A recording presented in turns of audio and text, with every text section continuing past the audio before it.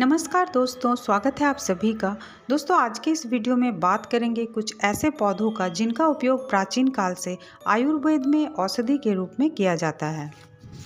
आयुर्वेद में इन पौधों के विभिन्न भागों का प्रयोग उचित मात्रा में करके अनेकों स्वास्थ्य लाभ लिया जाता है। तो ये गुणकारी औषधीय युक्त पौधे कौन कौन से हैं जिन्हें आप अपने गार्डन में शामिल कर सकते हैं और ज़रूरत पड़ने पर इनका फ़ायदा उठा सकते हैं, आगे आज के इस वीडियो में वही जानेंगे। तो वीडियो को पूरा ज़रूर देखें। वीडियो अच्छा लगे तो चैनल को सब्सक्राइब करें और वीडियो को लाइक और शेयर करना ना भूलें। तो चलिए वीडियो की शुरुआत करते हैं नीम के साथ। नीम के गुणों के बारे में कौन नहीं जानता है। सदियों से आयुर्वेद में नीम का प्रयोग औषधि के रूप में किया जाता है। इसमें एंटीबैक्टीरियल, एंटी फंगल, एंटीवायरल जैसे गुण पाए जाते हैं। इसके साथ ही इसमें एंटीऑक्सीडेंट्स भी पाए जाते हैं। ज़्यादातर समय आपको नीम पेड़ के रूप में ही दिखाई पड़ता होगा, लेकिन आप चाहें तो इसे गमले में भी लगा सकते हैं, जैसा कि मैंने नीम के इस पौधे को अपने इस गमले में लगा रखा है। नीम हमारे पर्यावरण के लिए जितना लाभदायक है उतना ही ये हमारे लिए भी उपयोगी है। सदियों से हम नीम का प्रयोग कई तरह के बीमारियों को ठीक करने में करते आ रहे हैं। इसे कल्प वृक्ष भी कहते हैं। स्किन केयर में इसका उपयोग बहुत ज़्यादा किया जाता है। इसके अलावा नीम के पत्तियों का प्रयोग डायबिटीज़ में भी किया जाता है। नीम के पत्तियों से बने पेस्ट को मुहासों को ठीक करने में भी किया जाता है। अगर किसी के मसूड़े में खून आ रहा हो या दांत खराब हो रहा हो तो ऐसी स्थिति में नीम के दातुन का प्रयोग किया जा सकता है। तो अगर आप भी इस गुणकारी नीम को अपने गार्डन में शामिल करना चाहते हैं तो इसे बीजों से या फिर कटिंग से लगा सकते हैं। हमारा नेक्स्ट पौधा है तुलसी का पौधा, जो लगभग सभी के घरों में पाया जाता है। तुलसी में कई औषधीय गुण पाया जाता है। इसी कारण से आयुर्वेद में इस पौधे को एक विशेष महत्व दिया गया है। तुलसी हमारे शरीर के इम्यूनिटी को बढ़ाने का काम करता है। इसके अलावा तुलसी के पत्तियों का प्रयोग सर्दी खांसी जैसी समस्याओं से निपटने में भी किया जाता है।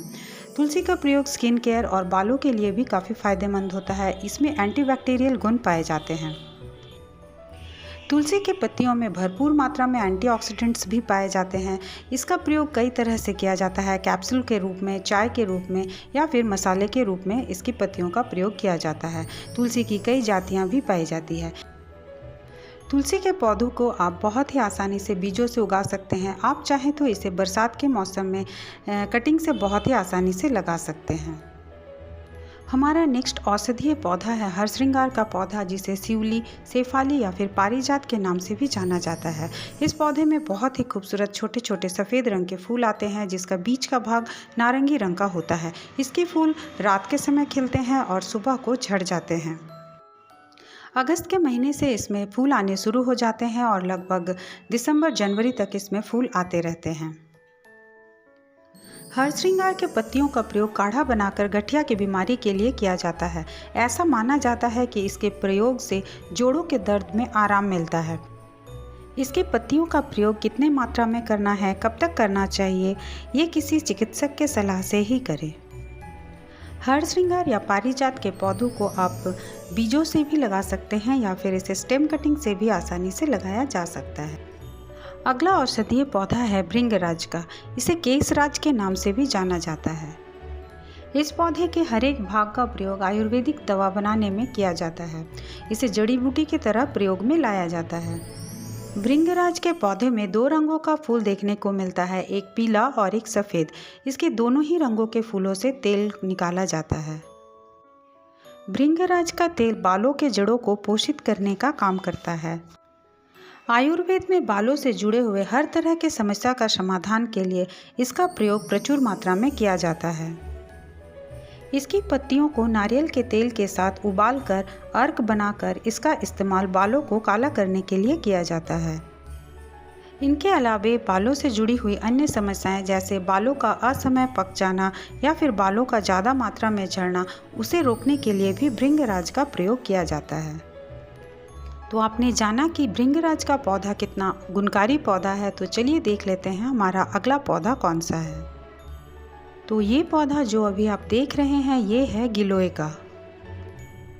गिलोय का पौधा बेल यानी कि लता के रूप में बढ़ता है। ये भी एक औषधीय पौधा है और ये एक बहुवर्षीय पौधा है। गिलोय के पत्ते कुछ कुछ पान के पत्ते की तरह ही दिखते हैं। गिलोय का उपयोग विभिन्न बीमारियों से लड़ने एवं रोग प्रतिरोधक क्षमता को बढ़ाने में किया जाता है। आयुर्वेद में इस पौधे का प्रयोग बुखार को ठीक करने के लिए किया जाता है। इस पौधे को आप कटिंग से आसानी से लगा सकते हैं। 5 से 6 इंच की कटिंग आसानी से लग जाती है। बरसात के समय इस पौधे की छोटी से छोटी कटिंग भी लग जाती है। इस पौधे को साल में 1 से 2 बार आप कोई भी ऑर्गेनिक खाद दें, इससे पौधा तेज़ी से बढ़ता है और हमेशा हरा भरा रहता है। समय समय पर पानी अवश्य दें। बाजार में गिलोय का जूस, गिलोय का टैबलेट खरीदने को मिल जाता है। किसी चिकित्सक के सलाह से आप इसका सेवन कर सकते हैं। अगला आयुर्वेदिक औषधीय पौधा है अपराजिता का। इसे बटरफ्लाई पी प्लांट के नाम से भी जाना जाता है। बहुत लोग इसे शंख पुष्पी के नाम से जानते हैं। ये पौधा एक लता यानी कि बेल वाला पौधा है। अगर इस पौधे को किसी लकड़ी या रस्सी की सहारा मिल जाता है तो फिर ये उसी पर चढ़ने लगता है। इस पौधे में ढेर सारे फूल आते हैं। इसके फूल गर्मियों से लेकर पूरे बरसात तक देखने को मिलते हैं।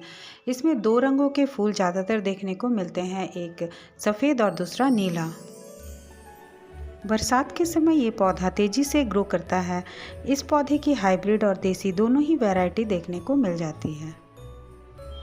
अपराजिता का पौधा नर्सरी में 30 से 40 रुपए में मिल जाता है। आप चाहें तो इस पौधे को बीजों से भी लगा सकते हैं। इस पौधे में मटर के फलियों के समान ही फलियां लगती हैं। इन्हीं में बीज होते हैं जिन्हें आप पकने पर कलेक्ट करके लगा सकते हैं। अपराजिता के फूलों में magnesium, sodium, potassium, vitamin C जैसे तत्व पाए जाते हैं। इनके फूलों को चाय बनाकर पिया जाता है। अपराजिता का उपयोग स्किन के लिए किया जाता है, साथ ही इसका उपयोग बालों के लिए भी किया जाता है। माइग्रेन को भी ठीक करने में अपराजिता उपयोगी सिद्ध होता है। अगला आयुर्वेदिक औषधीय पौधा है गेंदे का। इसकी कई किस्में पाई जाती हैं। गेंदा एक एंटीसेप्टिक के रूप में फ़ायदेमंद है। इसके एंटीसेप्टिक गुणों के कारण ही इसका उपयोग घाव के उपचार में किया जाता है। गेंदे की पत्तियों में स्किन की सूजन को कम करने की क्षमता पाई जाती है। गेंदे के पौधे को आप बीजों से लगा सकते हैं। इसके अलावा गेंदे की स्टेम कटिंग को आप मिट्टी, पानी या रेत किसी में भी उगा सकते हैं। गेंदे में एंटीऑक्सीडेंट भरपूर मात्रा में पाया जाता है, इसलिए इसका उपयोग सनबर्न को ठीक करने में किया जाता है। इसके अलावा स्किन के दाग धब्बों को हटाने में भी गेंदे का प्रयोग किया जाता है। इसके फूल, पत्ती सभी में औषधीय गुण पाए जाते हैं। तो अभी तक अगर आपके गार्डन में ये पौधा नहीं है तो इसे भी आप अपने गार्डन में शामिल जरूर करें। नेक्स्ट चमत्कारी औषधीय पौधा है वज्रदंती का पौधा। वज्रदंती को बार्लेरिया या झिंटी के नाम से भी जाना जाता है। यह पौधा एंटीफंगल, एंटीऑक्सीडेंट, एंटीबैक्टीरियल गुणों से भरा हुआ है। यह पौधा दांतों के स्वास्थ्य के लिए बहुत ही उपयोगी है। इसके अलावा गठिया के दर्द में भी इसका उपयोग किया जाता है। वज्रदंती के पत्तों का काढ़ा बनाकर उससे कुल्ला करने से मुंह की बदबू से राहत मिलती है। वज्रदंती के पेस्ट या पाउडर से मंजन करने से दांत चमकीले होते हैं, साथ ही यह दांतों को सड़न से भी बचाता है। इस पौधे को कैसे लगाना है, कैसे इसकी देखभाल करनी है, उसका वीडियो चैनल पर पहले से ही उपलब्ध है। आप चाहें तो वहां पर देख सकते हैं। अगला औषधीय पौधा है हिबिस्कस यानी कि गुड़हल का। गुड़हल के फूल कई रंगों में आते हैं और इसका देसी और हाइब्रिड दोनों ही वैरायटी पाई जाती है। अगर आपके पास ये पौधा नहीं है तो बरसात में आप इसकी स्टेम कटिंग लगा सकते हैं। बहुत ही आसानी से इसकी स्टेम कटिंग बारिश के दिनों में लग जाती है। आप चाहें तो नर्सरी से इसके पौधे को लाकर लगा सकते हैं। 50 से 60 रुपए में इसके पौधे नर्सरी में आपको आसानी से मिल जाएंगे। गुड़हल के फूल में potassium, magnesium, vitamin B, vitamin C जैसे पोषक तत्व भरपूर मात्रा में पाए जाते हैं। गुड़हल के फूल से बने पेस्ट को अगर चेहरे पर लगाया जाए तो त्वचा मुलायम और चमकदार बनती है। यह बालों के लिए भी काफ़ी फायदेमंद होते हैं। इसके फूलों से तेल भी बनाया जाता है। आजकल हिबिस्कस टी आपको बाजार में बहुत ही आसानी से मिल जाएगा। आयुर्वेद में गुड़हल का प्रयोग काफ़ी मात्रा में किया जाता है। अगला औषधीय पौधा है करी पत्ते का। इसे मीठे नीम के नाम से भी जाना जाता है। हम में से कई लोगों के घरों में करी पत्ते का उपयोग खाने के लिए किया जाता है। करी पत्ता एंटीऑक्सीडेंट से भरपूर होता है, जिसके कारण ये हमारी इम्यूनिटी को बढ़ाती है। करी पत्ता ब्लड शुगर को कंट्रोल करने में मदद करता है।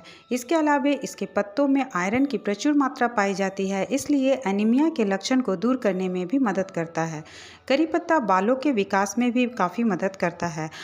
आँखों को स्वस्थ रखने के लिए भी करी पत्ता अच्छा होता है। करी पत्ता को आप बीजों से और स्टेम कटिंग दोनों से ही लगा सकते हैं। करी पत्ता के अच्छे ग्रोथ के लिए आप हर 15 दिनों में चावल के पानी का प्रयोग कर सकते हैं। इससे पौधा तेजी से बढ़ता है। घना बनाने के लिए पौधे के बीच बीच में प्रूनिंग अवश्य करें। अगला औषधीय युक्त पौधा है पत्थर चट्टा का। इसे कई नामों से जाना जाता है, जैसे कि air plant, life plant, magic plant, पाषाण भेद, पर्णपुट्टी या फिर इसे ब्रायोफाइलम के नाम से भी जाना जाता है। इसमें छोटे छोटे फूल भी आते हैं। आयुर्वेद में इसका इस्तेमाल कई तरह की दवाइयाँ बनाने में की जाती है। ये पौधा एक सैकुलेंट फैमिली का पौधा है, इसलिए इसकी पत्तियों में पानी की काफ़ी मात्रा भरी रहती है। इसकी पत्तियाँ मांसल होती हैं। इस पौधे को बहुत ज़्यादा देखभाल की ज़रूरत नहीं पड़ती है। एक बार अगर आपने इस पौधे को अपने गार्डन में शामिल कर लिया तो सालों साल ये आपके गार्डन में बना रहता है। इसके पत्तियों में इस तरह से छोटे छोटे बेबी प्लांट्स निकलते रहते हैं, जो खुद से मिट्टी में गिर जाते हैं और फिर नए पौधे तैयार हो जाते हैं। किडनी को हेल्दी बनाने में इस पौधे की पत्तियों का प्रयोग किया जाता है। पथरी के इलाज में भी इस पौधे का प्रयोग किया जाता है। इसकी पत्तियां दिखने में काफ़ी खूबसूरत लगती हैं। इस पौधे को आप औषधीय पौधे के रूप में तो लगा ही सकते हैं, साथ ही साथ आप इस पौधे को सजावटी पौधे के तौर पर भी अपने गार्डन में शामिल कर सकते हैं। हमारा अगला औषधीय पौधा है सदाबहार का, जिसे विनका या फिर नयनतारा के नाम से भी जाना जाता है। इस पौधे की देसी और हाइब्रिड दोनों ही प्रकार आती हैं और इसके देसी में 2 तरह के रंगों के फूल ज़्यादातर देखने को मिलते हैं, जैसे कि सफ़ेद और गुलाबी। आयुर्वेद के दृष्टिकोण से ये पौधा काफ़ी महत्वपूर्ण पौधा है। इस पौधे में मधुमेह को नियंत्रित करने की क्षमता होती है। इसकी पत्तियां काफ़ी उपयोगी साबित होती हैं। इसके अलावा इस पौधे की पत्तियों का उपयोग स्किन केयर में भी किया जाता है। तो दोस्तों, ये कुछ आयुर्वेदिक औषधीय पौधे थे जो हमारे स्वास्थ्य के लिए काफ़ी लाभदायक होते हैं। इन सभी का प्रयोग या सेवन आप किसी चिकित्सक के सलाह से ही करें। उम्मीद है आपको ये वीडियो अच्छा लगा होगा। वीडियो को अंत तक देखने के लिए धन्यवाद।